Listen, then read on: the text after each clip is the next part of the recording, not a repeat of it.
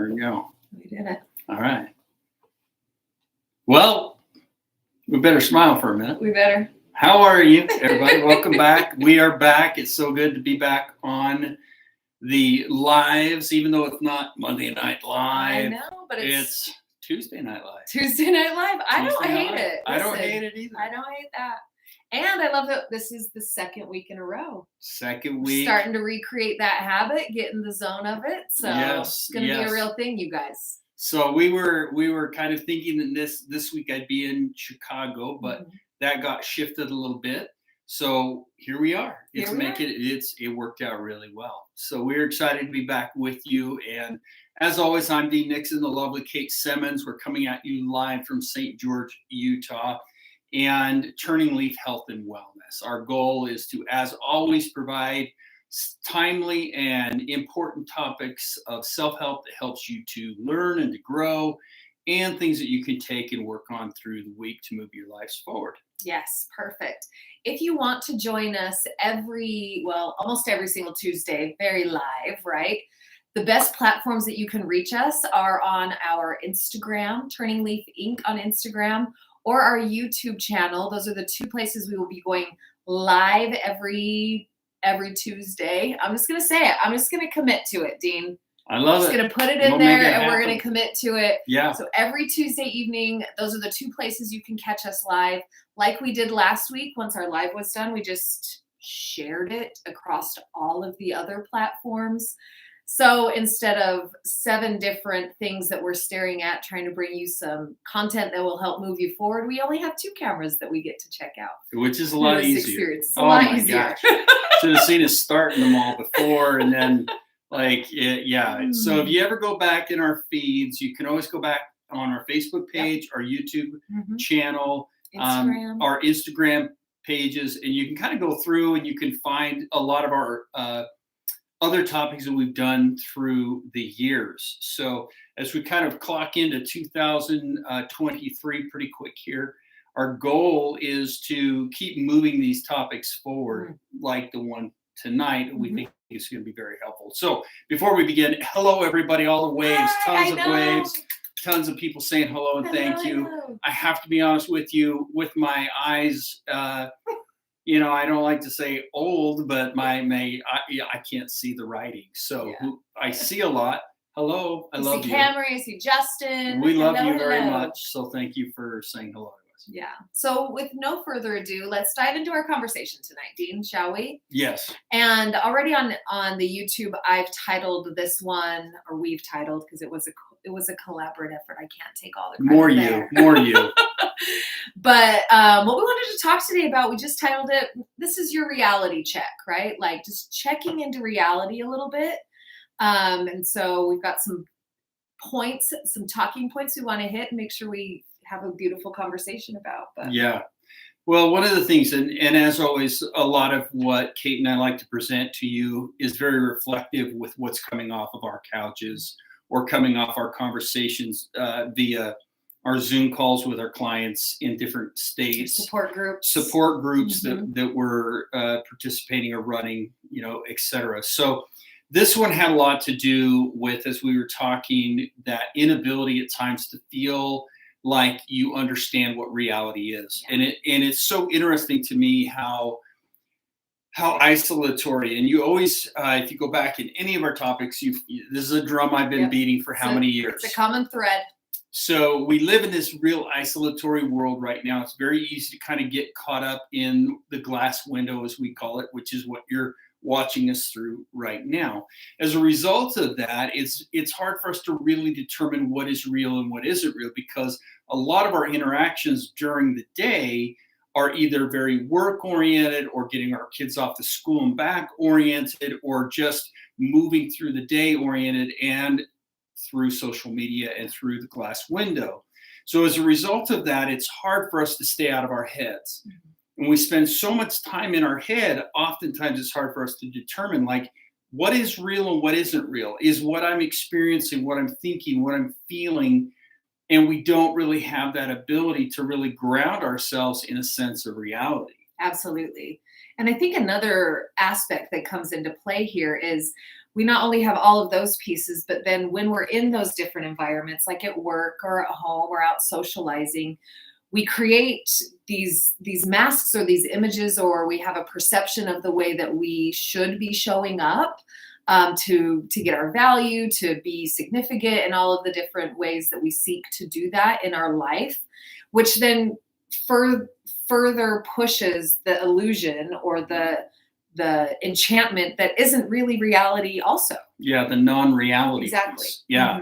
And we see, these roles that we play of who I'm supposed shoulds that you were putting out there, these non-realities versus the reality. Now, I think it's important to distinguish that there are roles and there are responsibilities that we are working to abide by, and things that we're working to be a part of, but it's not who we are. And I think it's where we get lost and the lines get blurred, is really determining who we are versus how we're showing up in the world, or who we're supposed to be showing up in the world as. Yes, which just goes to, this is also something that we beat a lot when we're having these conversations, but when you're getting your perspective about who you are and what your life is supposed to be looking like through a state of non-reality, like this glass window that you're looking at us through right now, right? It's really hard to see what is actually real, right? Even to be able to be into just like right now what's coming in is just like kind of that depth perception in our world that we're always kind of doing, right? Trying to figure out if we're doing it right, if we're doing this human thing right, you know what I mean? Yeah. And that's, I think, a great piece, because one of the coping skills that we're always talking about that comes from the 8 essential coping skills is evidence gathering. Yes. And as a human, what we normally are doing every day is we're focusing on what we're doing wrong or what we're not doing right. And we're using this to create our reality. And that's not reality. That's not reality, is what we're doing wrong or what we're doing right. The reality is what are you doing that's working or healthy? What are you doing that's working or not healthy? Not working or not healthy. And the reason that this is so important to differentiate between the two is when we get caught up in the right or wrong, everything becomes very, very definitive. Everything becomes very, very black and white, not gray. And we as humans, there's a lot of depth to us. We can go through the day, and where a lot of this is coming from is a conversation I had with a mother recently who was really struggling with her inability to be the mother that she feels like she should be. Her daughter's going through a lot of challenges. Her daughter's going through a lot of, trying to figure out how she is and how she's fitting into the world, trying to figure out her reality, what roles she wants to fall into. And there's so much information coming at her daughter. So then she's trying to respond. How do I respond to that appropriately? How do I respond based upon my beliefs, my compass, but also, we're so afraid. These parents are so afraid to make any comment because everything in the media that's coming at them, or everything from outside is coming at them, telling them that you have to do it a certain way. So what I propose to the mother is it's a matter of finding your way. It's a matter of finding what you're saying that's working or healthy and what you're saying that's not working and not healthy. It's not an all or a nothing. And the evidence that she was gathering was all the mistakes she was making. And she was using those mistakes as, this is what I'm doing wrong. And I'm not a good mom, and I'm not being supportive, and I'm not this, and I'm not that. And she went through a list of like 30 knots. And I think all of you out there can relate. I think those of you that are sitting there can relate, as a parent, as a work employer, as an employee, as a friend, as a child. You have a list of all the things you're not, but you're not gathering the evidence based upon your progression as a human, based upon your ability to show up, being present as a parent. Like, that's the biggest piece, is just showing up and being there consistently. And so that was one of the things we started working on, was the evidence gathering concept and how we're gathering evidence. Yeah, because right when you were going through all those things, like the places that she and that we all tend to lean into to gather evidence is in all those non-reality places. Yeah. Right? Like, it's just not real. It's what gets created in here based upon the illusion that we're looking at often all day anyway, all day, every day anyway. All day, every day anyway. That was tricky, right? So hopefully you guys understand where we're coming from at this point as to this is the situation that we're bringing. So now let's get into some solution seeking, Dean. Like how as humans can we work to see ourselves more clearly and be in reality more often? Yeah. Well, I think one of the keys is really to look at the systems that you're involved in. And by systems, what I mean is the people that you're engaging with or the people that you surrounded yourself with. And a lot of times, I love the analogy of the fishbowl. You remember that one? Some of you probably heard of that. How you take this fish and you never clean the water, and the fish slowly becomes accustomed to the water, and slowly the water is, all it understands and knows. Then you refresh the tank and you put the fish back in it, and all of a sudden it's a whole new world. Yeah. There's all these areas that it can see, and all these areas. Kind of wanted you to sing Little Mermaid. A whole new world. Oh, that's not Little Mermaid. I was merging your fish tank analogy with Aladdin. Aladdin. Okay. All right. I don't know. Keep going. Sorry. But I love. So it is. It's a whole new world, and so we oftentimes have to look at the people and the places and what we're surrounding, the things that we're surrounding ourselves with. So really looking at the systems that we use. Does the system that we use to check ourselves perpetuate an all or nothing? Does it perpetuate judgment? Does it perpetuate criticism? Does it perpetuate scorekeeping? And these are things. So if I'm in a relationship with people and we are, familial, maybe it's our family, we are a family of scorekeepers. It's like, well, I picked your kids up last week. It's your turn, or well, I'm always doing the dishes and I noticed that so being aware of the systems and working to get into a healthier system, putting yourself in systems that give you that positive or that authentic feedback. Right, absolutely. I think another incredible tool, skill, coping strategy to start using is communication as well. That helps us be able to see our world and ourselves more clearly and in more reality, right? For me, I know that it's very, very helpful for me to start talking to individuals in my life in some of those places like you were speaking of, right, Dean, some of those structures and systems that I have built. I'm going to put a caveat in here, though, particularly people that I know that are healthy and that see me most clearly, right? Like I don't go to the people that I know may not see me as clearly as other people to get good feedback. Or see you the way you want to be seen. True. And give you the feedback you want that you want. That's the one I see a lot. I actually could probably do better at that. I think that's what I do. Tell me what I want to hear. Yeah, tell me what I want to hear. Like, you pick up the phone because you're going to call that friend that's going to tell you what you want to hear. Yes. And I get it. I mean, it's so much easier to hear those things. But if you're in that echo chamber that's constantly sending you back your own words or constantly sending you back. And the funny part is a lot of systems and friendships are built upon, hey, we're right. Everybody else is wrong. Right. The whole world is right or is wrong. We're okay, right? We're okay. You're okay. We're okay. We're doing okay. And so in a lot of ways, we stay trapped in it. So I agree with you that communication and finding people in your life that don't tell you necessarily what you want to hear, but tell you what you need to hear.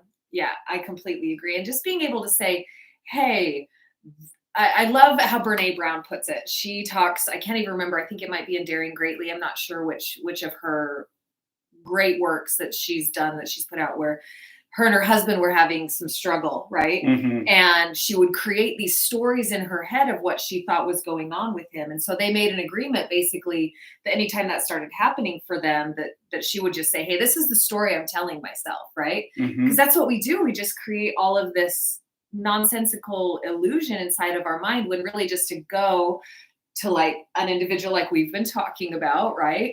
And say, hey, this is the story I'm telling myself about me, right? Like, bringing it back to your example with that mother, like, this is a story I'm telling myself about my ability as a mom. Is like, can you help me out here? Are you seeing something differently? What's actually real? And I find that to be very, very helpful in being able to see myself more honestly. Absolutely. And I think it's in the power of vulnerability Oh, there you go. is where she talks a lot about that. Mm-hmm. And I love that you bring that out, because when we are in those situations and we're looking for that feedback and we're looking for, the communication, the challenge is a lot of our communication needs to come from us opening up. Mm.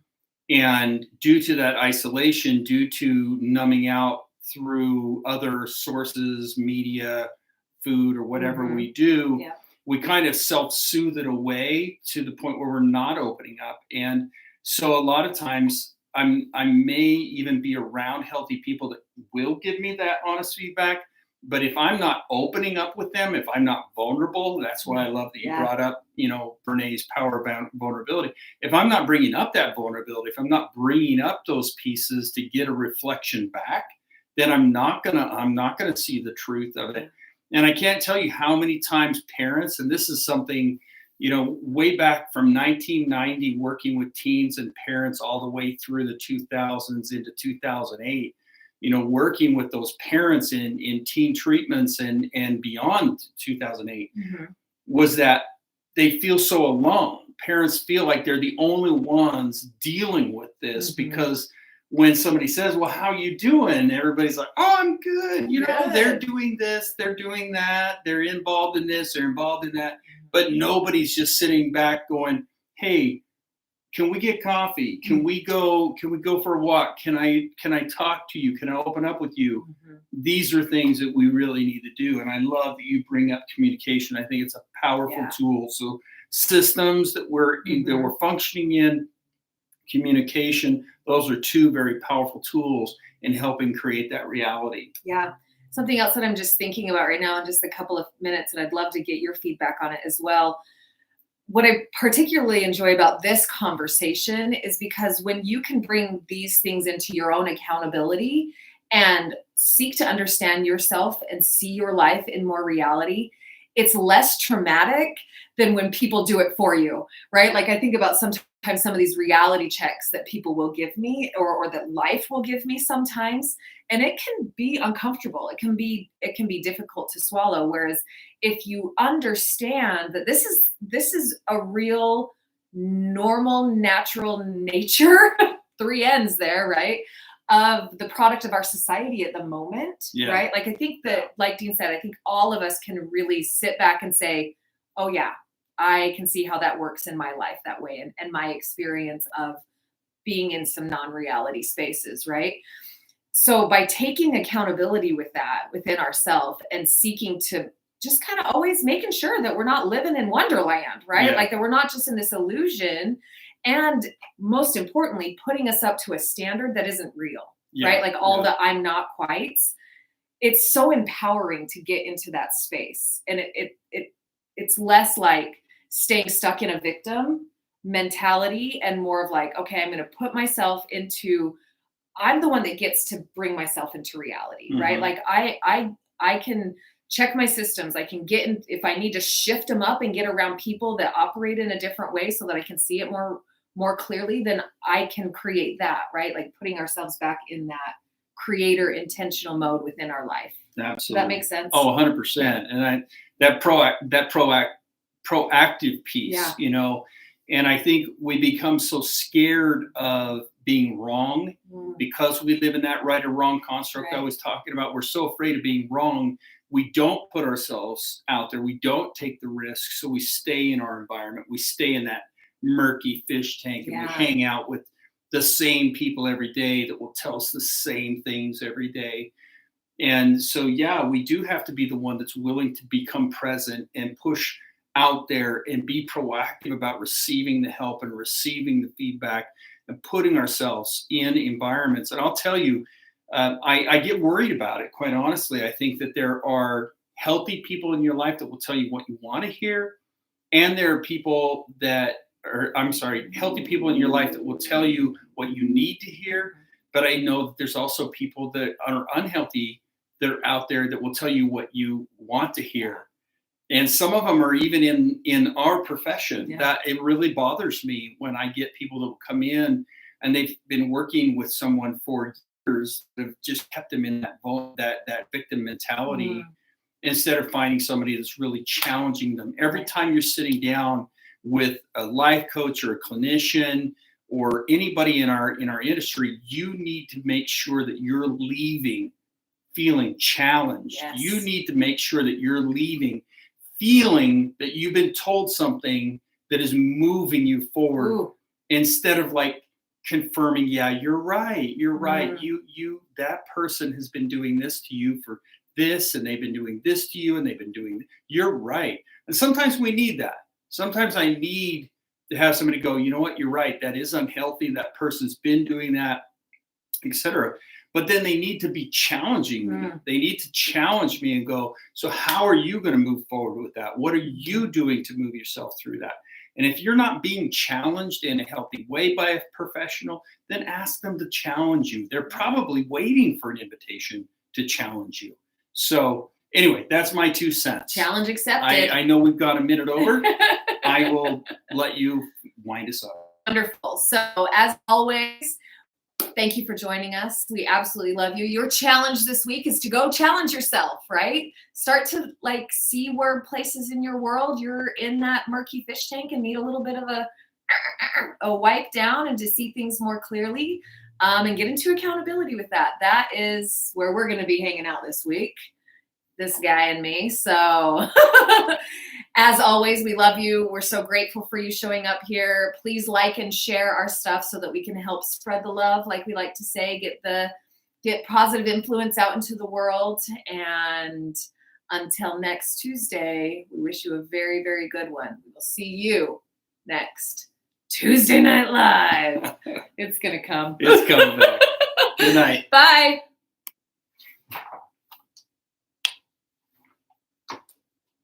So many buttons.